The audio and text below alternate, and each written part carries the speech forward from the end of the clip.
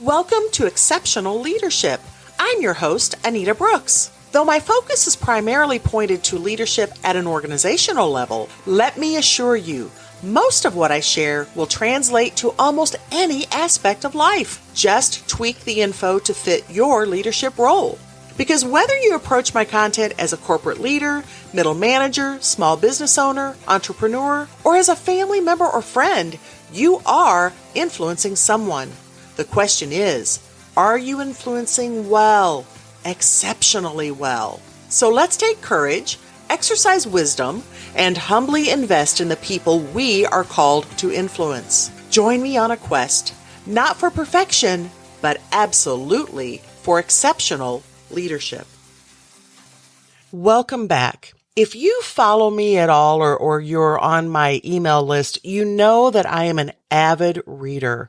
I am obsessed with reading books. I cannot tell you how much it's helped me in my life, how much I've learned and I've been able to pass on to other people. And so I'm always on the lookout for a great leadership book because again, we do all lead someone. And I know for me, I want to lead exceptionally well. So today I have a treat. I have an author with us who has written what I think is just an amazing book. So let's just jump right in, and I want to welcome Dr. Craig von Buseck.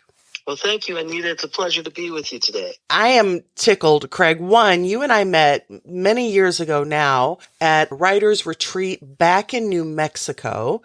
And I know we've run across paths a few times here and there, but it's really been fun and interesting to watch your writing career unfold. And I know that you write a lot about historical figures. And I love that because I think there's so much richness that we can learn from people who've come before us. Yeah, definitely. It's certainly been a calling of mine. Early in my life, I kind of fell in love with history by going to Colonial Williamsburg and, as a child on vacation. And then my sister brought home the vinyl LP of 1776, the Broadway musical. Oh. And I love musicals, but also the history just was intriguing. And it was right at the time when the bicentennial was happening. And so it was just a perfect way to get me started in my interest in history. And then as I grew, I realized, this is very important. We need to study and understand history to take lessons for our times. I agree. And, we so often hear that kind of cliched statement that we don't need to reinvent the wheel. But in order to prevent ourselves from having to do that, we need to understand how other people have built wheels, right? And so that's Absolutely. what I think about with history. It's like if we can learn from others, we can save ourselves tons of money, time, and energy by figuring out what they did well and maybe what they could or should have avoided that we can. Exactly. Well, let's talk. I just want to dig into this book. I love the book. So it's titled Forward, The Leadership Principles of Ulysses S. Grant. And so often, in school, especially when we're younger, I don't think we necessarily have the appreciation for historical figures that we should.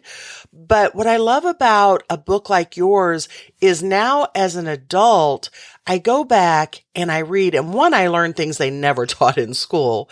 But secondly, it's like there's just so much that I missed out because I wasn't connecting. I was telling myself all the negatives, this is boring. Why do I need to hear about somebody who's dead and all of this? And I realize again that the wealth of information that's there can help me today. So what I'd love to ask you first is what drew you to Grant? What was it about him that made you want to write about him? Well, it first caught my attention when I watched Ken Burns' excellent documentary, The Civil War. And of course, Ulysses S. Grant was a central figure and really was the person that was able to come up with the strategy for the North that won the war. Mm-hmm. And so people have not given Grant that credit. Grant was underestimated in his lifetime. And then he was greatly maligned after his death by what is called the Lost Cause School. This was pro-Confederate, rather racist group of writers, academics, philosophers, historians, who, having lost the war, were embarrassed that their cause was not only that it lost, but that it fought the war to begin with. They should have never fought that war. There was really very little chance other than Britain or France or Spain coming in on the side of the Confederates for them to win.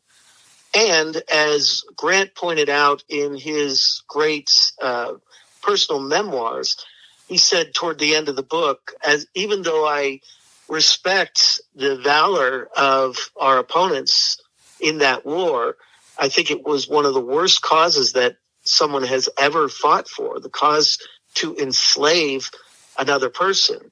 And so because of that, this Lost Cause School has had to tear Grant's reputation down and build up the reputation of people like Robert E. Lee. And what has happened is, since the civil rights movement, there's been a couple, 2-3 new generations of authors and historians who have taken a second look at Grant based on the facts and based on the history and the research. And so I joined that group to reassess Grant. And in doing so, we've come to realize that, when I was a kid, they all said, Grant was one of the worst presidents.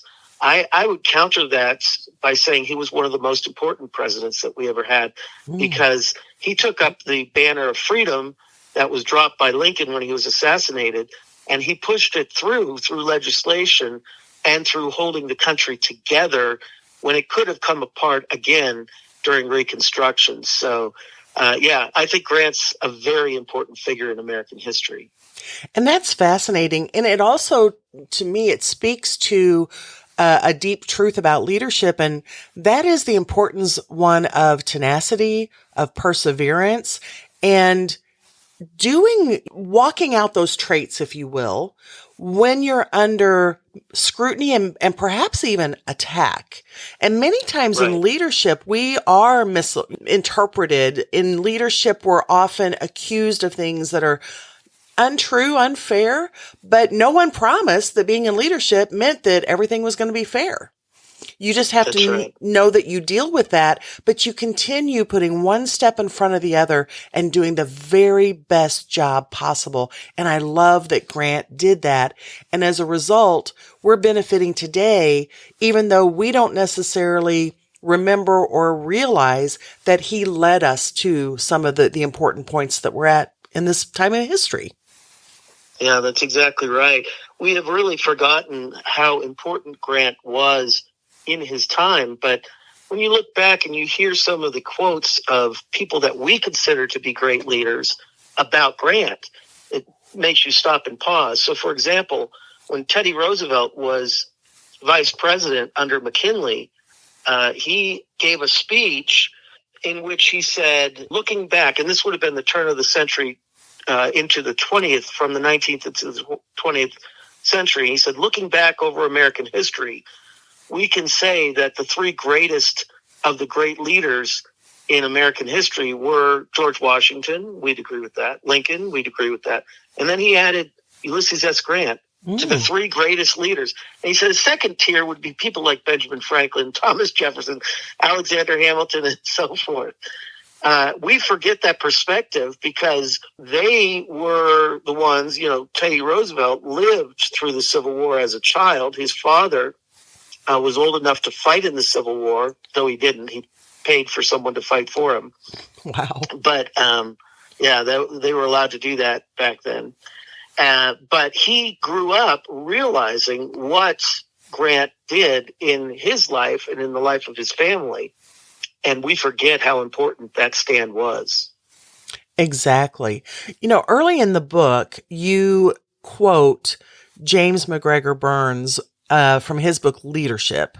And you give this description of leadership, and I love this. And it says, leadership is leaders inducing followers to act for certain goals that represent the values and the motivations, the wants and needs, the aspirations and expectations of both leaders and followers.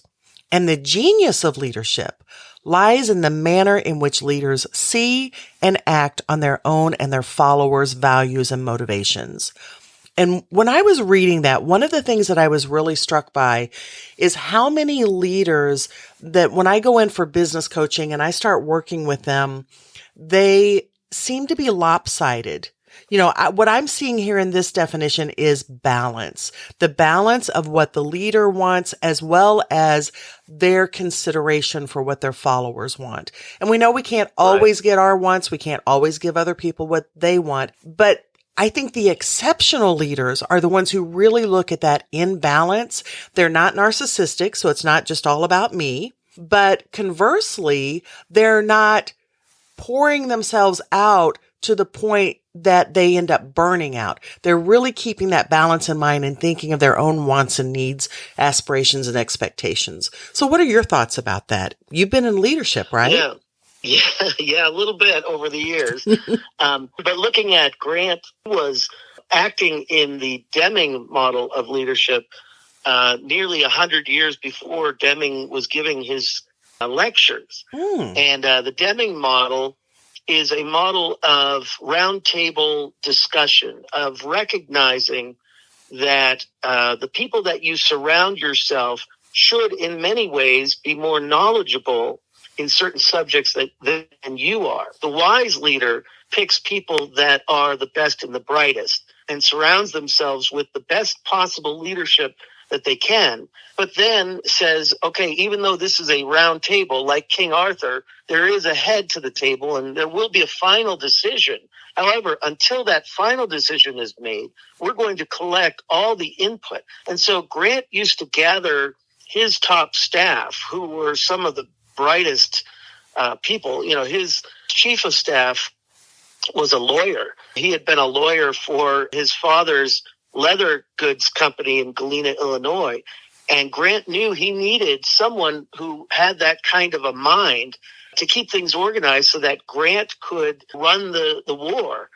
And so there were other amazing leaders that Grant surrounded himself with. And when there was a particularly difficult question, Grant would gather them around the campfire or around, the mess table, and he'd throw the issue out and let them debate.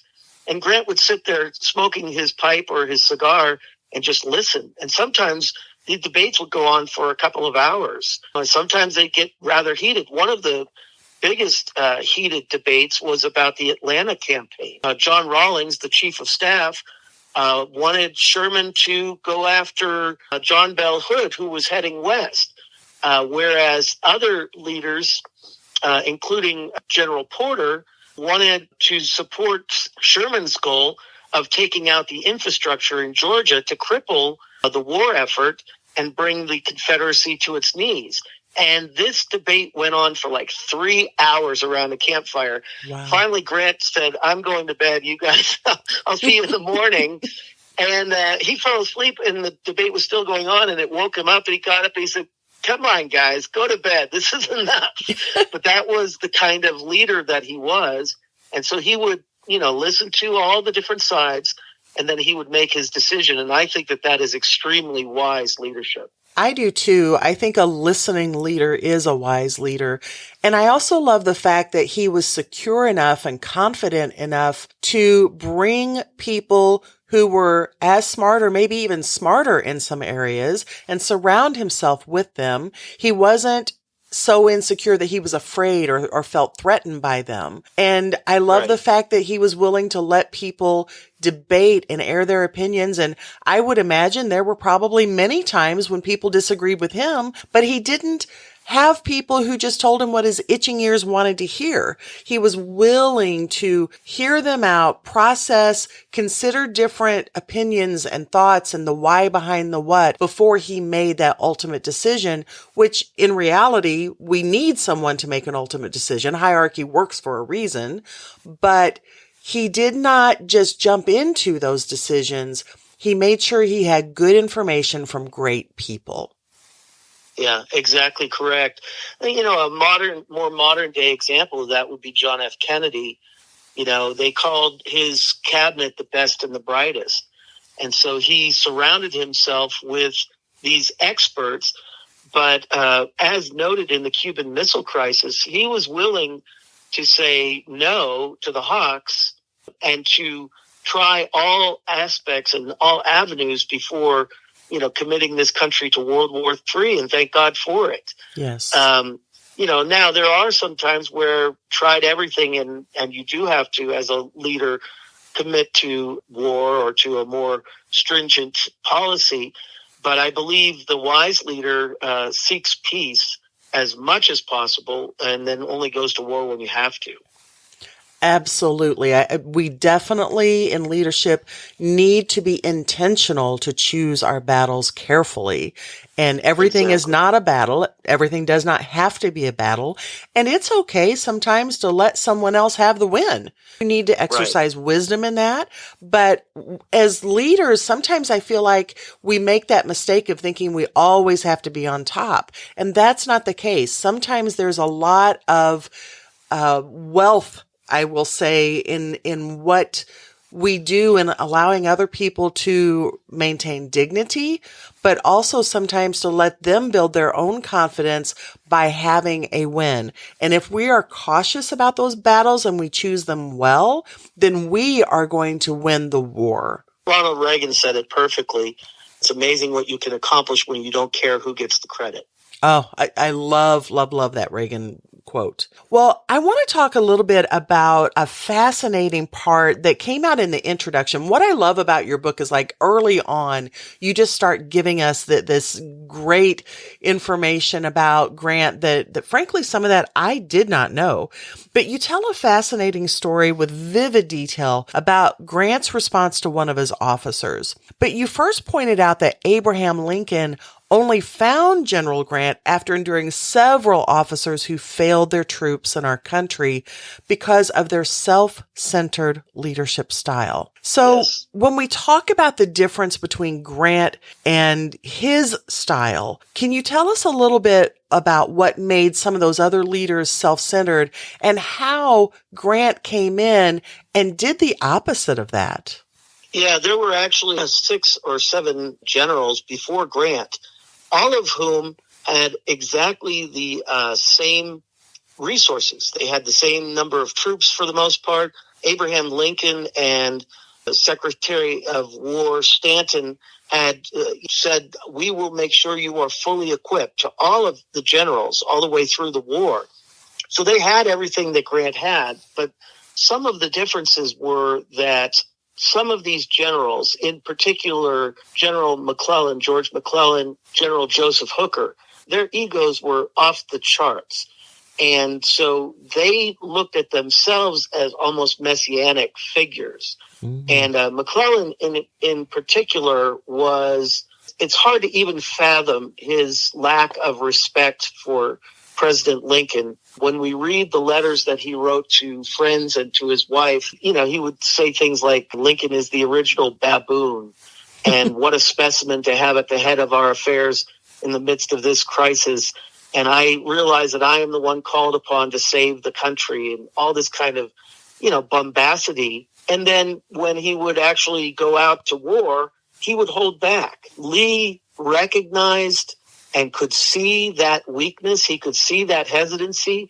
He took full advantage of it. And so in the confrontations between Lee and McClellan, McClellan only won one of a dozen or more battles. Wow. And it was because of this pride comes before a fall kind of thing. And the timidity to actually engage the enemy and to use all the resources that were there. And so the same thing happened with Joseph Hooker.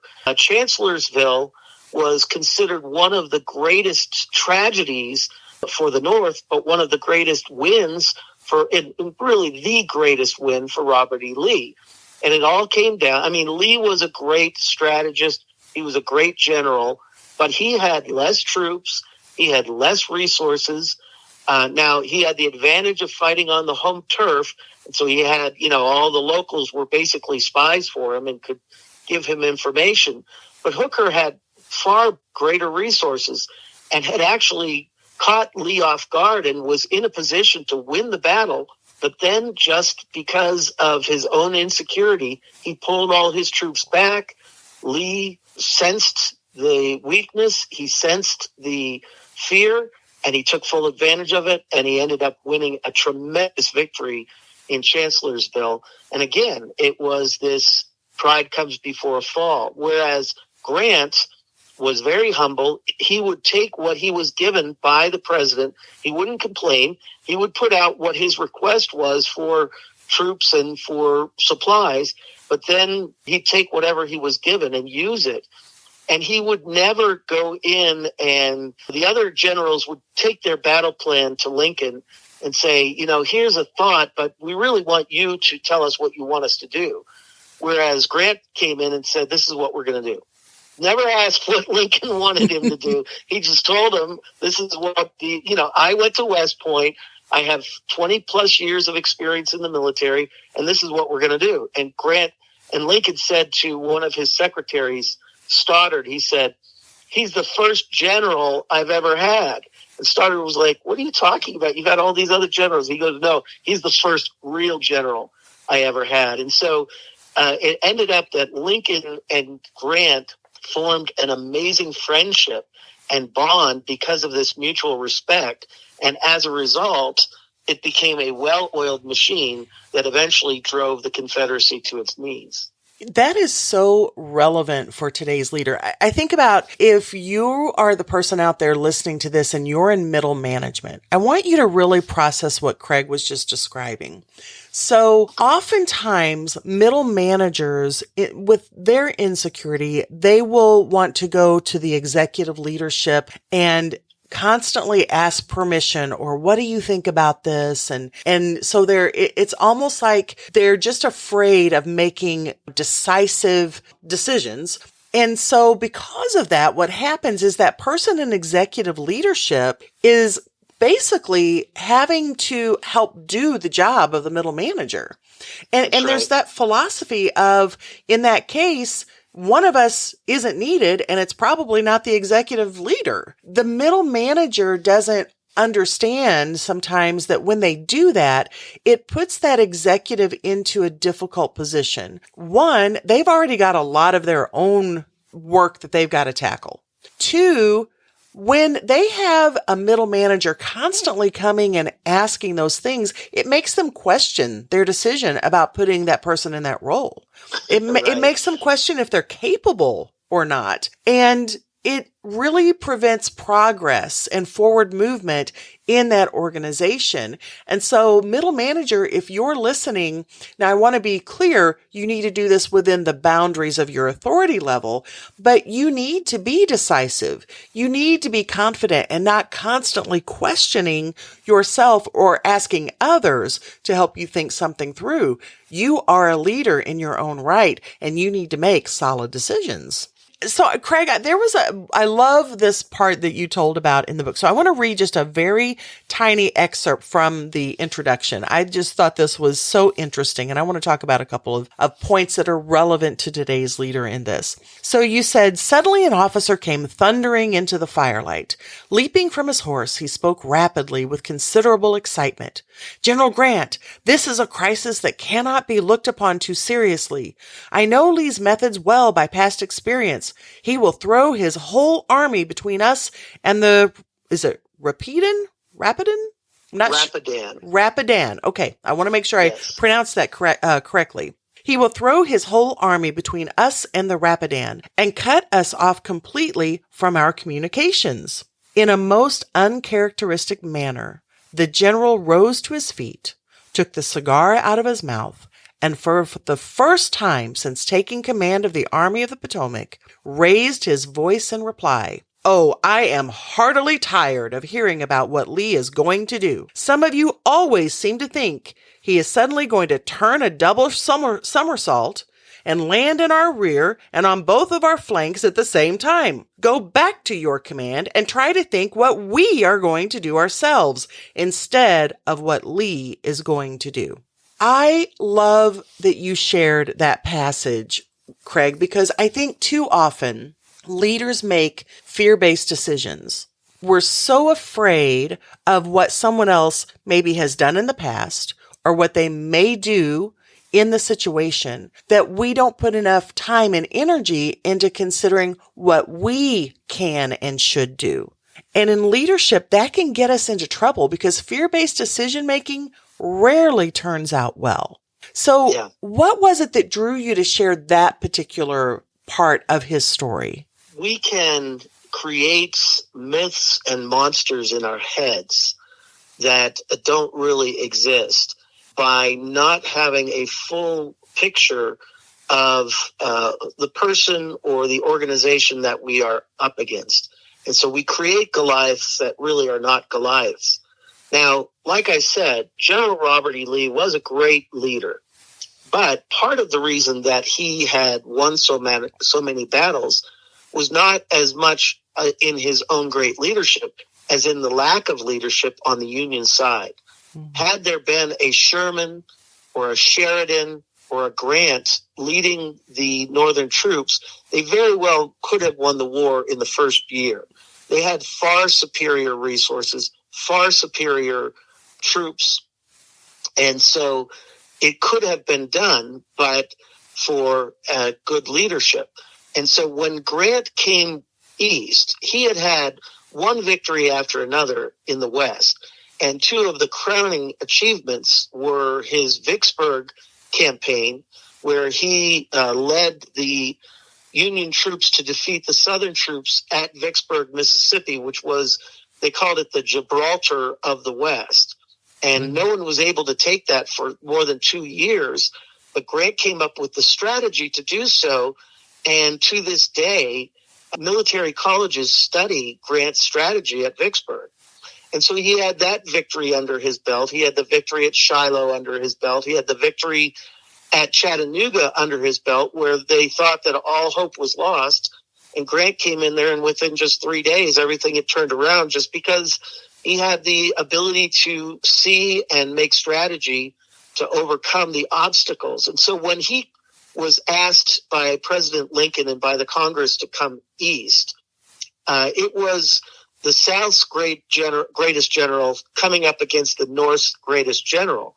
And so when his staff members were talking to people in the Army of the Potomac and telling them about the victories at Vicksburg or Chattanooga, their answer was almost always, well, that may be so, but Grant's never come up against Bobby Lee. And so there was this preconceived notion that Lee was invincible. Lee himself almost came to that belief just before Gettysburg, and it led to his defeat at Gettysburg. Grant had fought with Lee and with most of the other generals in the Confederacy when they fought together in Mexico. He knew these people. He knew that they were human. He knew that they did have strengths, but each of them also had weaknesses. And he knew the weaknesses of the Confederacy. He recognized that, and he would say this in letters, that they have their last man in the trenches. And, we will say that we're going to fight to our last man. Grant knew that they already had their last man in the trenches. They had run out of human potential. They've run out of troops. So he knew that every soldier from the South that was either killed, wounded, or taken prisoner deleted and depleted the troops and the forces that Lee had. He also knew that the blockade that had been stopping the South from getting new resources and from selling their cotton was crippling their economy, and they were running out of weapons and bullets and gunpowder. He knew that the North had full advantage of over the South. And so he knew that this was a phantom, that this whole fear of Lee was a phantom. And so it's so important for leaders to assess the entire situation and not just go based on reputation or based on past experience, but to look at all the resources and to take a full account. The Bible says this: don't go to war until you've taken full account. Don't build a tower until you know what your resources are. Well, Grant knew how to do that. One of the things that was a beautiful thing, and also something for leadership today, is to take full advantage of the training that you've had in different areas in your prior career. Grant had, even though he was the best, number one best horseman at West Point, in the wisdom of the Army, they put him in the infantry, of course, and he eventually became a quartermaster.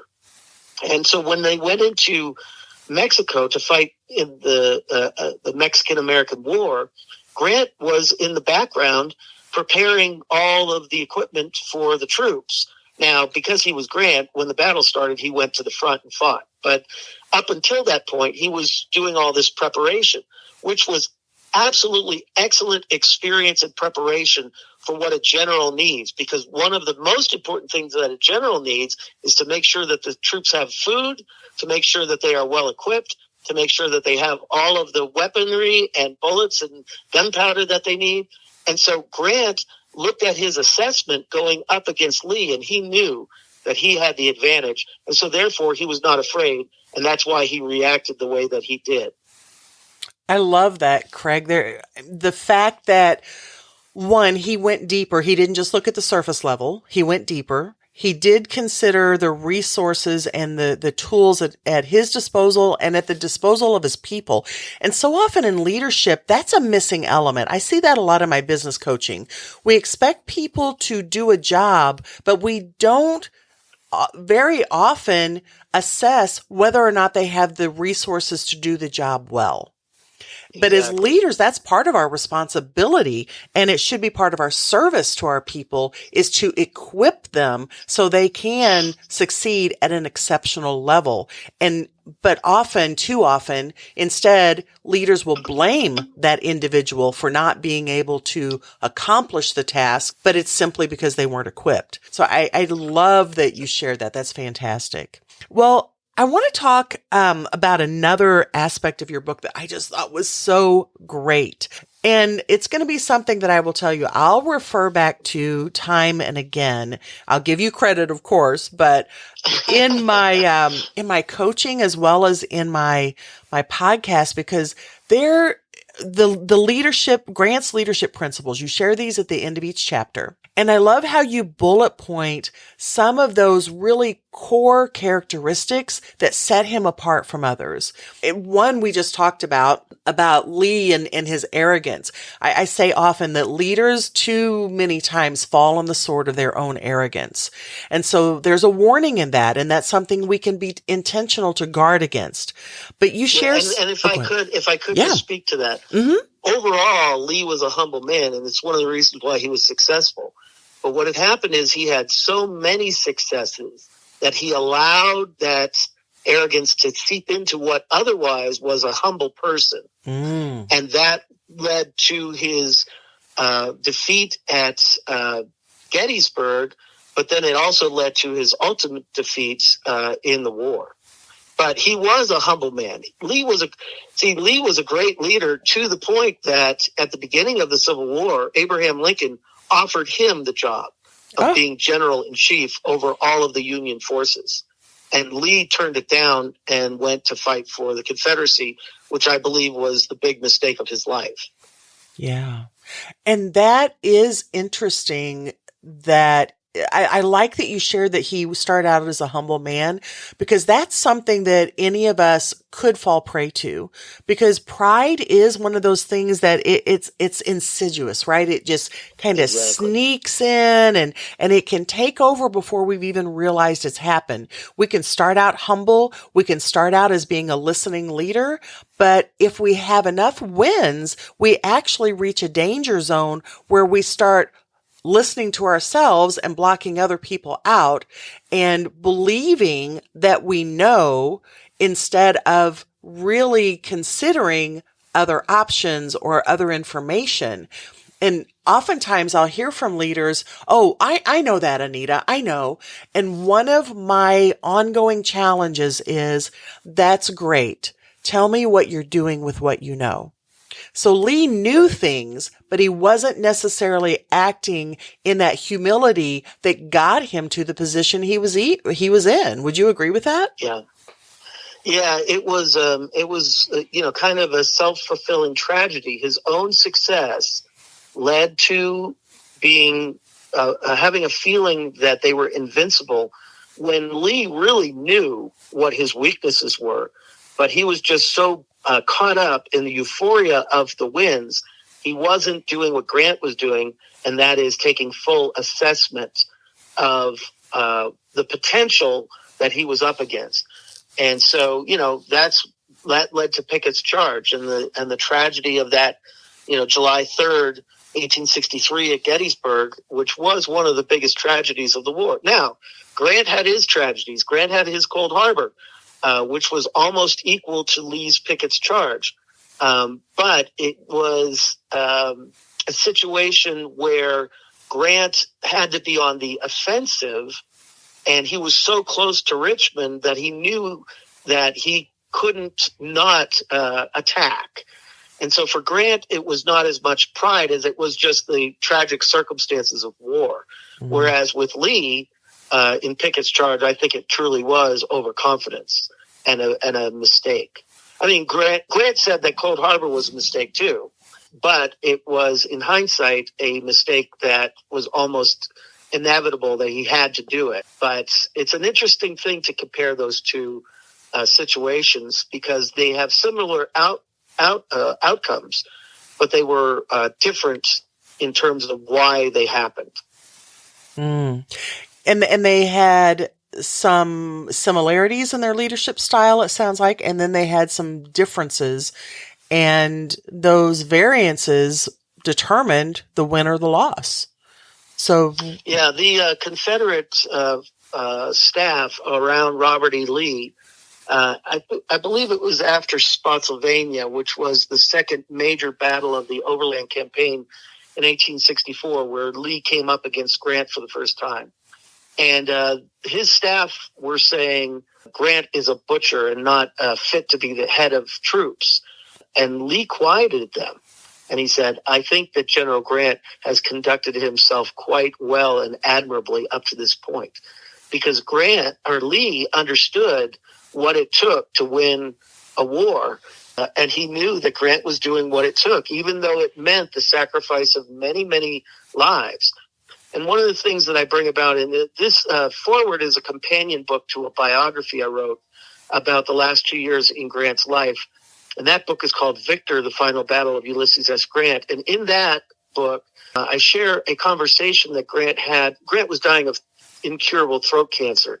And he grew very close to a physician named Dr. Schrady. And Grant was sharing with Schrady, he said, I hate battles.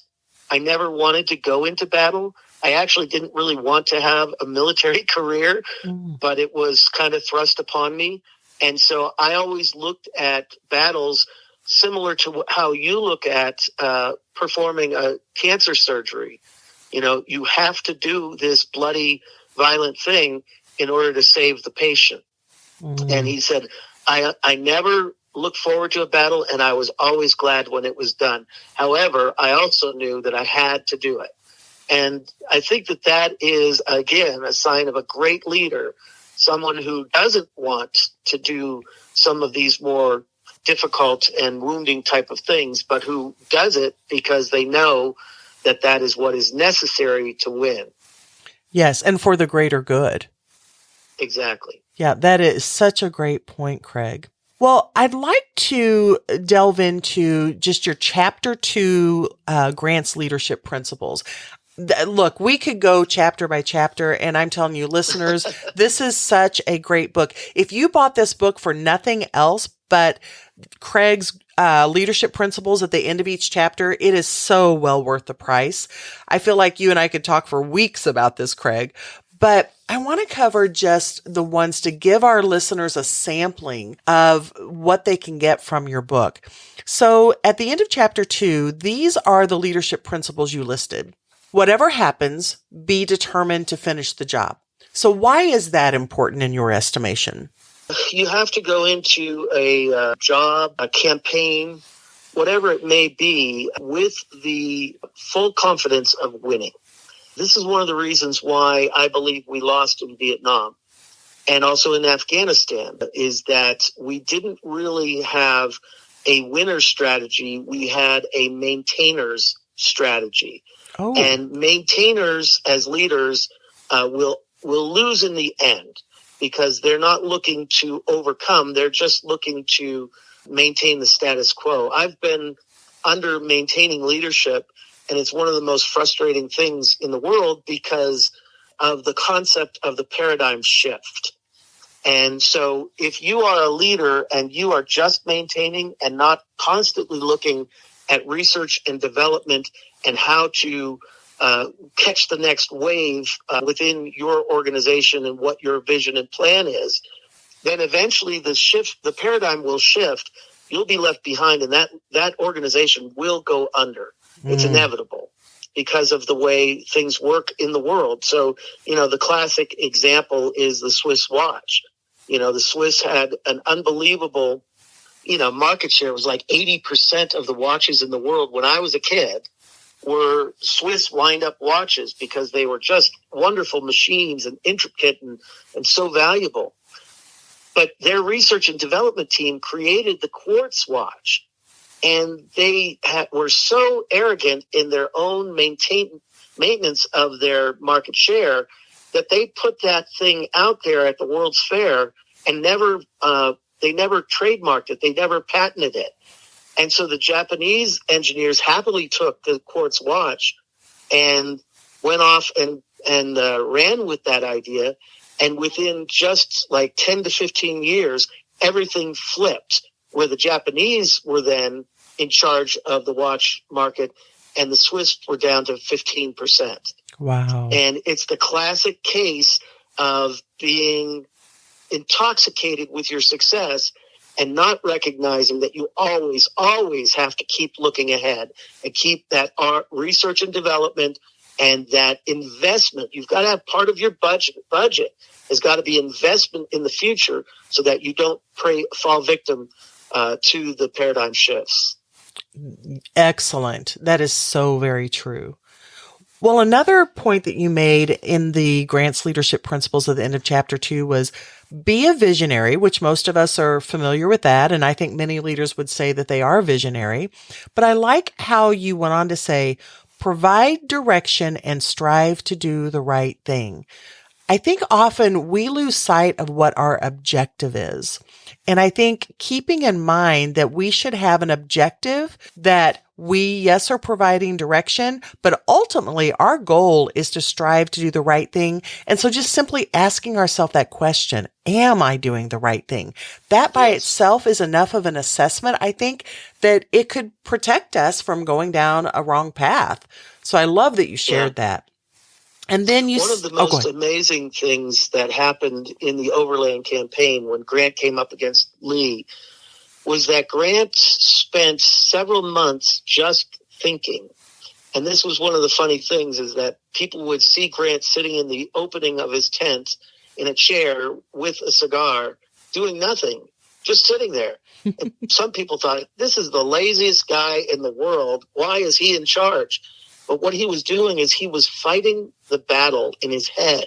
I love that. Before the battle was ever fought. And so on the night before they crossed the Rapidan to go into the wilderness against Lee, Grant met with his staff, and he wrote on a big piece of paper or a chalkboard, something. I think it was a chalkboard. He kind of outlined Richmond and where they were, and he said, and he drew a semicircle around Richmond down to the south of Richmond. And he said, when we get there, Richmond is ours. And so he knew what needed to happen. And basically what it was that the Union forces had been protecting Washington while also trying to fight against Richmond. Well, that was a twofold strategy that would never work because they could never commit fully to either one. And so Grant knew that Lee was getting his supplies from the South and from the West. And so as long as the supplies were coming in, it was just like air, oxygen, or blood coming into a body. And Grant knew he had to go south and let Washington be somewhat vulnerable. But he knew that if he kept the pressure on Lee, that Lee could not break loose to go out against Washington. And that was his strategy. So he went south, and Lee said to Jubal Early, one of his generals, he said, "We must stop Grant before he gets to the James River. If he gets to the James, this will become a siege, and then it will be only a matter of time," meaning a matter of time until the South lost.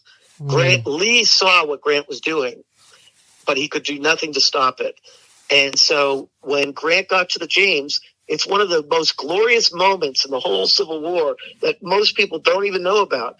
They built a pontoon bridge across an 80-foot deep tidal river, Wow. being fed by the Atlantic Ocean. They took the troops across and they set siege to Petersburg, and that was the beginning of the end. And so Grant had that strategy before they even stepped into the battle, and it was what won the war.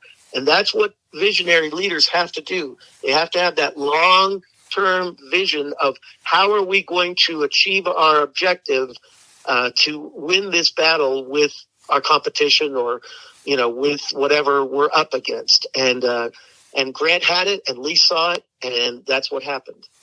Yeah. And I think that leads into one of your other points in these principles: manifest a spirit of excellence to do the job right and permanently.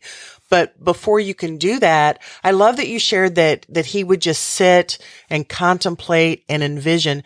One of the things that you don't know, Craig, is I'm developing a management certification course because I just keep hearing about the need for this, that there's not real leadership training to certify managers either before they're put into that position or shortly after they're put in that position. So I'm creating that. Excellent. Yeah, to fill the gap. And one of the things I just was working on last night was the importance of using our God-given imagination and visualizing how we want to approach something and what we want that outcome to be. And that's sounds like what Grant did, just innately.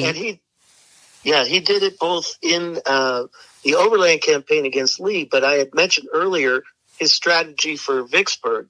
He fought the entire Vicksburg battle before they ever crossed the Mississippi to attack.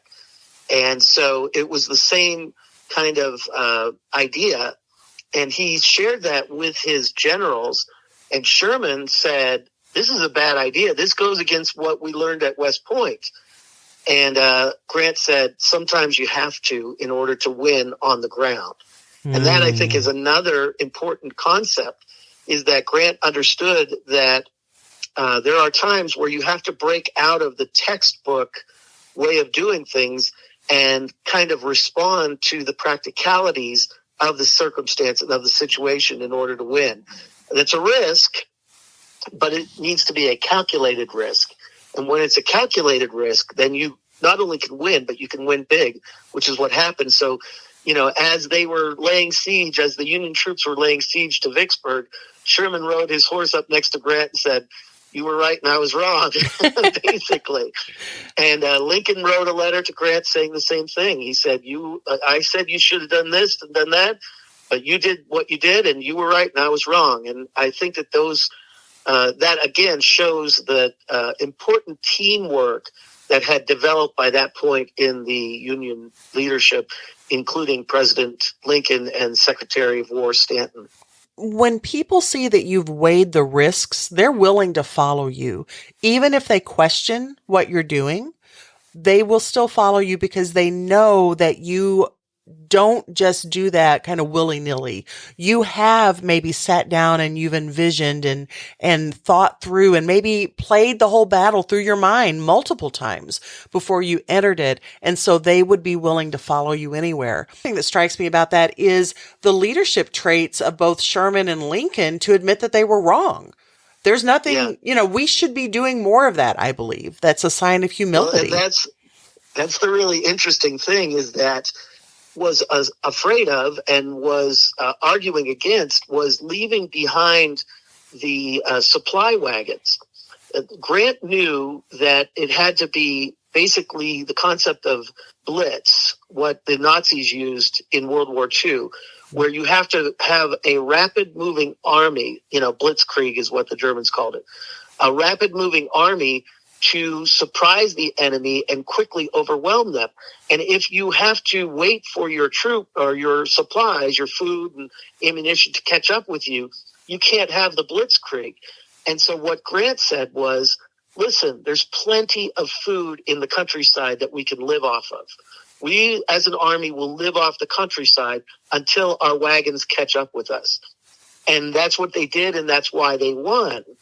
And the interesting thing is that then Sherman realized that this works, and so he then used that in the future when they set out on the march to the sea. They lived off the land, just like Grant did. And so Sherman not only acknowledged it, but then he put it into practice.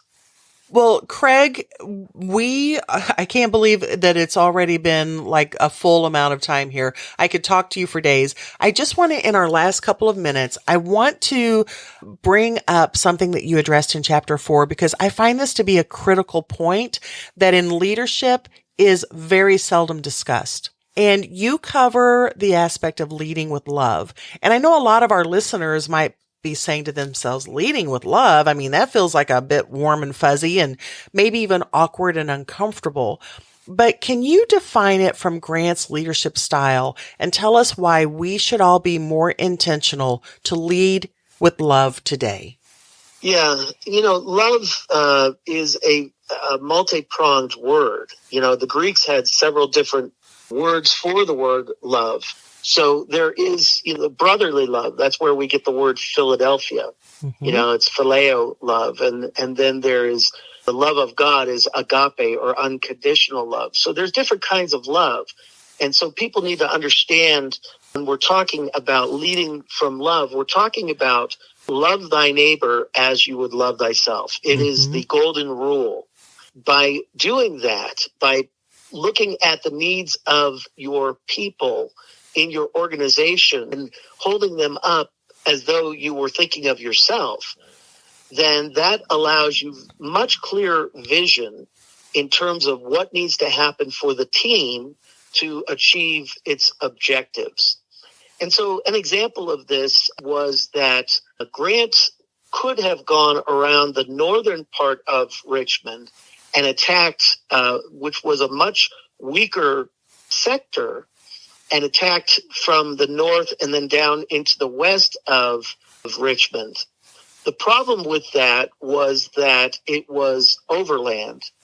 And so in order to have the wounded sent back to hospitals in Washington, D.C. and other places, they would have to go over these bumpy roads in these wagons, and many of them would not have survived. They would have died because of the trauma. Whereas if Grant attacked down from the east and heading south, there were all of these very close by streams and rivers.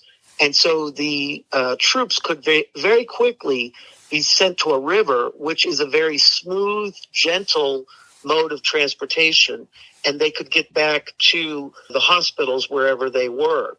This was not as much of an advantage for Grant militarily in terms of the possibility of a quick strike, but it was an advantage for the long run of getting those troops healed up and either back into the war or back to their families in a compassionate way. It was also a way for supplies to be brought in very quickly, food and ammunition and clothing and tents and all those kind of things. And so that was also a part of his consideration. But it was partly motivated by concern for his troops, recognizing that his troops were his number one commodity. Mm-hmm. And so taking care of them was the wise thing to do. And so he had his quartermaster had been a buddy of his at West Point. The two of them being both trained as quartermasters, they put together this unbelievable supply machine that brought supplies right up to the front troops by train. And then they could load these wounded onto the trains and take them back to the water. And it was just it was an amazing moment in history where by doing this, he was acting in love, but he was also acting very wise as a leader. And so if you will, as a leader, recognize that if you take care of your people, they will take care of you and your organization. That is leading in love, but it's also leading in wisdom. That is so true. As I tell so many of the leaders that I work with, your most important job is to take care of your people. And if you take care of your people, they will take care of the organization and they'll take care of you.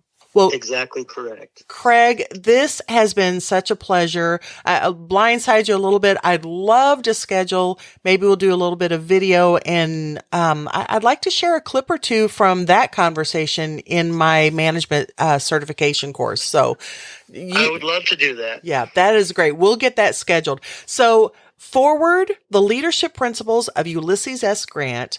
Tell us where we can find out more about the book and more about you, Craig.